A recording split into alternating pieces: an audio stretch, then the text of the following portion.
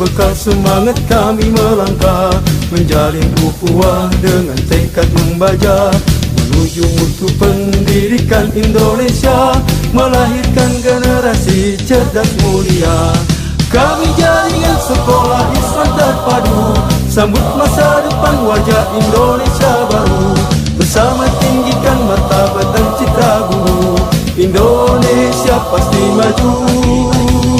Kami jaringan sekolah Islam terpadu, sambut masa depan wajah Indonesia baru, bersama tinggikan martabat dan citra guru, Indonesia pasti maju.